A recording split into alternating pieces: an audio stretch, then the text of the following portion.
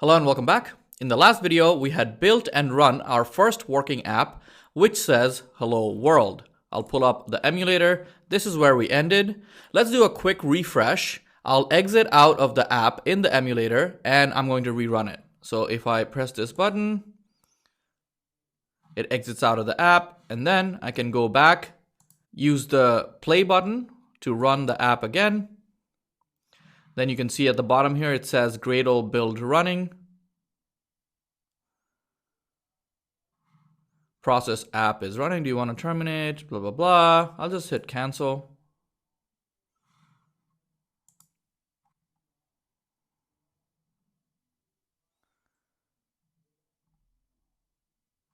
There you go. Hello world.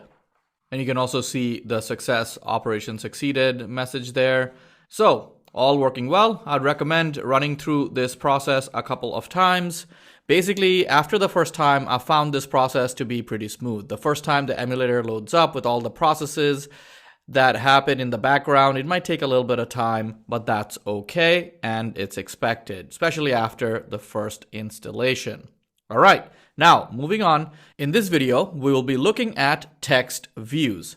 A text view is what we use to display text in our app.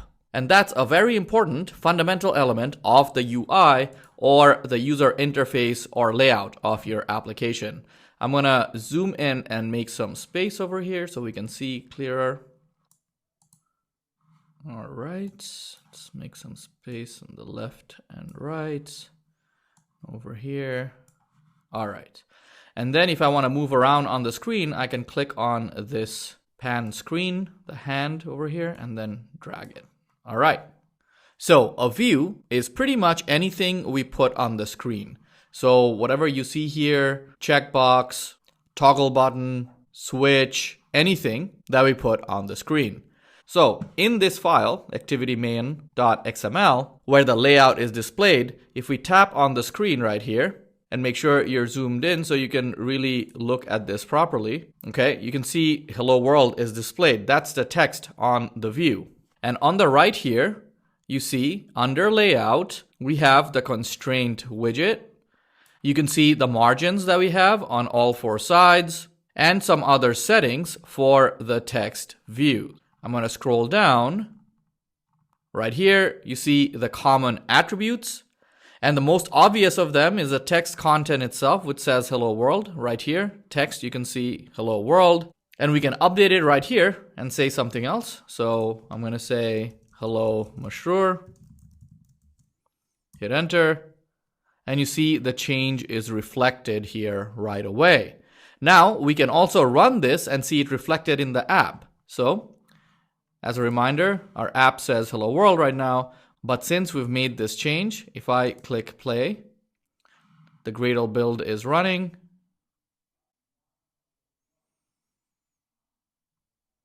Okay, we got the success message. So I'm gonna pull up the emulator and you see it says Hello Masroor. Great.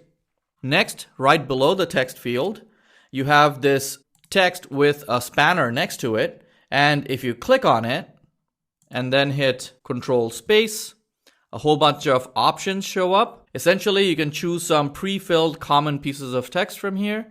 Let's say you wanted the copy text, so I can select that. Hit enter or return. You see the copy text shows up over here. I can zoom in some more. There it is. Now I'm going to select something else. Let's say you wanted dialogue alert title. Hit enter. Here you go. Attention shows up. So you can see some pre-filled text that you can use. All right. I'm going to get rid of that. Leave it as Hello Masroor. Then moving on, we can add a description for the text content over here. We'll leave this blank for now. We can also change the appearance. You can choose from a range of different options here. Right below it, text appearance. I can make it large. I can make it something else. Let's say medium and so on. And then below it, you can customize it further. You have a font family, so you can select a different type of font. Let's say we use monospace. And here, you'll be able to use your own fonts as well, which we'll explore adding later in the course. And you can further play around with the various options here. You have typeface, text size, you have line spacing. But this option will not make a difference right now since we only have a single line. Below it, we have text color, and you can choose from some pre-filled options. So I'll hit Control Space, and you can see there are some different color options. Let's go with primary text light. Or we can go with something else. Let's try a different one. Let's go with color purple 700. And you can see you can get a different color. You can also click on this option right here, right before the color type, and you can customize this further. If you click on custom, you can select a color that you want specifically from here.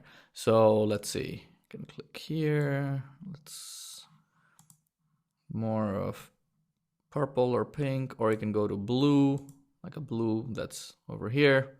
Okay. So as you can see, you can select multiple options from here. Okay. Next, you have the text style, bold, then italic. You can also use caps, make it all capital letters, or leave it as it was before.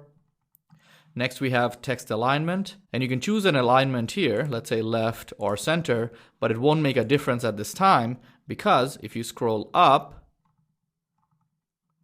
look at the layout, it's currently set to wrap content. That's why it doesn't matter what alignment I'm choosing, it's keeping it in the center. What I can do is change this layout width. I can say match constraints. And I'm going to minimize this a little bit so you can see that the text has moved to the left of the screen.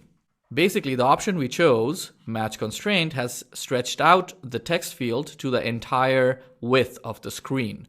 And we can also change this alignment now to the right, let's say. So it's right aligned or center, so it's center aligned, and so on. Then after that, you have alpha and then a whole list of attributes right below it. So alpha, you can alter the visibility of your text view using this. There are some preset defaults that you can look up using Control Space. Say Control Space. And let's say we choose material emphasis disabled. And you can see you get a more transparent or lighter Hello Monsieur to display.